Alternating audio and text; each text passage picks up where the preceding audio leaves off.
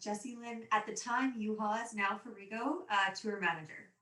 My longtime friend, Sean Libin, who obviously was involved with Portraits of Honor, brought me for lunch and played me the introduction video for Portraits of Honor. He strategically left me at the table with the video and walked away. And when he came back, I was fully in tears. And so there was no question that I was going to take on this crazy experience of traveling coast to coast over 6 months.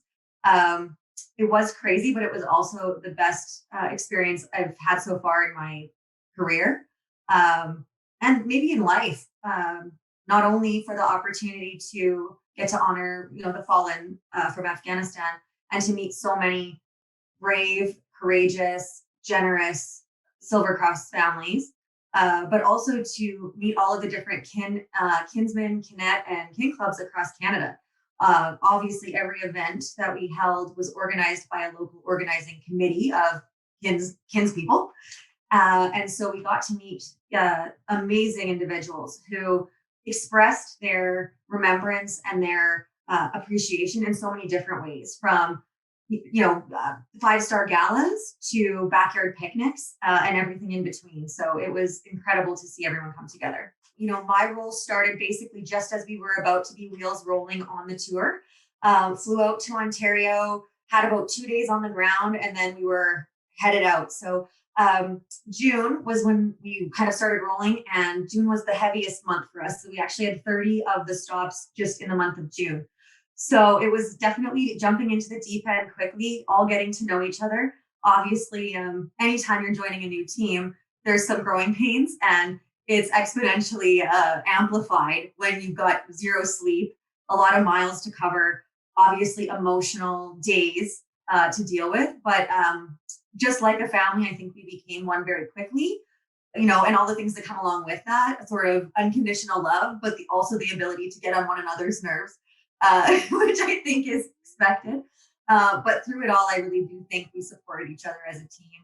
And it was really amazing to see people of all different, generations working together on the road.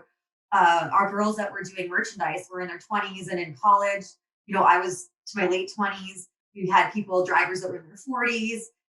Dave, I think at the time, was in his 60s. So it was cool to see all these different generations sort of rolling down the road together for this adventure. The reason I came on board with Portraits of Honor was I'd heard that large number, right? That huge number of fallen. And we all heard that number. But I think as human beings, sometimes when a number is too big, it's almost too much for us to fathom. And so you can sort of go about your day and just have that number in your head. And what I wanted to do was to tell the stories, or be part of telling the stories of each of those individuals, because I think as humans, we resonate with those individual stories. So for me, Trenton was sort of my first introduction to one of those stories. And it was an incredibly emotional experience, more than I could have possibly prepared myself for.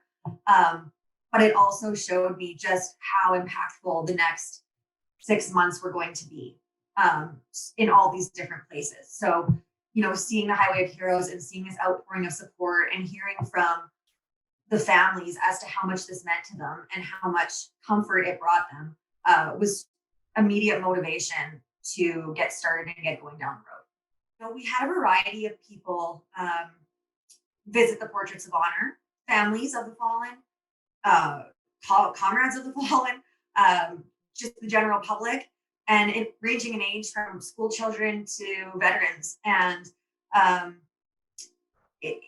the reaction to the portrait was as individual as the individual. Some people were brought to tears. Some people told stories of pride. Some people told personal stories that were funny, of their brother, their sister, their friend. So it was the gamut of emotions every time, but always very personal and moving. And you would see people walk up to the portrait and just sort of stop and stare, and it was like they went somewhere else.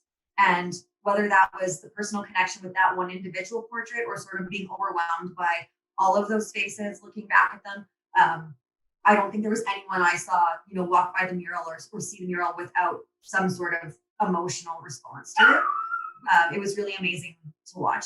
There were so many stops on the Portraits of Honor tour, and it would be impossible to name all of the highlights because I feel like every stop had its own um, heart. But one that stands out for me, or a period of time that stands out for me, is our time on Newfoundland because those communities are quite small, and so and the loss of someone in those communities is so noticeable because it's such a tight knit community. So in Newfoundland, each of the stops that we did, basically the entire town would shut down, and children would line the streets as far as that number of people in the town would reach.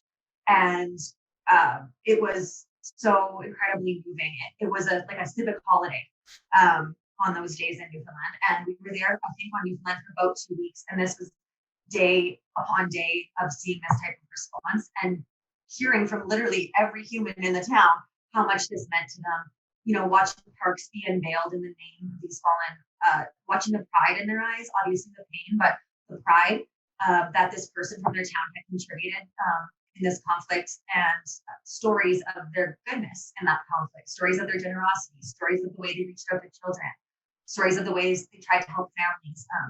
As Canadians, we're proud of our role as peacekeepers. We're proud of our role as caregivers in this world.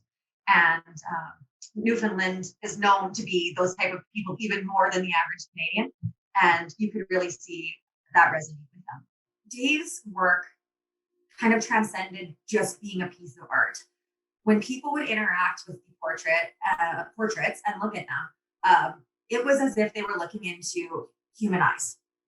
Dave's attention to detail, especially in my opinion, in the eyes, was so amazing. And when I talk to family members or friends or even wives or husbands looking at the portrait, they would say, this looks like I'm looking at that person, which is a testament to Dave's skill. I know historically he had done, other styles of art. So it's such a stretch, to kind of move over to portraiture, which is a whole other medium and skill set, but he did it absolutely flawlessly and under a lot of pressure and under time constraints, and knowing that the portrait was an ongoing work in progress, which was unfortunate, obviously, meaning that more people had lost their lives, but he handled that all with absolute grace, and he's given a gift that can never be taken away. So Dave did paint on the road, and I don't know how, because we were traveling at such a breakneck pace, always in different hotel rooms, so never in your own bed. So everyone was functioning on very little sleep. Not that Dave needed it. He seemed to be up at 5 o'clock in the morning every day. I don't know how he was doing that either, but yes, in between spending all day talking to families, which he did every day, he was constantly beside the mural to greet and explain and talk to and share stories. And the travel we were putting in, he found time to paint. So that really is a testament to how passionately he believed in this project and how much he wanted to make sure every fallen soldier, sailor, and air crew were honored. For the future of Portraits of Honor, I would hope that it is housed somewhere where future generations of Canadians can visit and understand the cost of this conflict, the true human cost, to look into the faces of these people in many cases, very young people who gave their lives for the type of life that they are getting to enjoy. I hope it's there for the families to visit anytime they want, to look into the eyes of their loved one. I hope it's there for kin to go and to see the impact that we can have across the country in any sort of way. And I hope it's there for the military families to show them that this Canadian organization has cared about them and wanted to go across the country and speak to them. Because for me, part of Portraits of Honor wasn't just honoring the fallen. In my opinion, the families of the fallen have sacrificed as much, if not more in some ways, because they have to go on without this person they love so much. So having this reminder that Canada came together to honor that, to recognize that, that we hold the generosity of their sacrifice in our hearts, I think is really important. And I hope that Portraits of Honor can do that for the rest of Canadian history. I had known about kin through other community involvement, but my real entry into kin was the Portraits of Honor tour. I joined a Connect Club as soon as I returned because I had seen how amazing these clubs were from coast to coast. I would say if you want to have amazing experiences like this, be part of something as big as this, make a difference for people in our country and our communities, I would suggest that you look into Canopy because there's an opportunity for everyone to contribute. And if you are interested, you can visit kincanada.ca.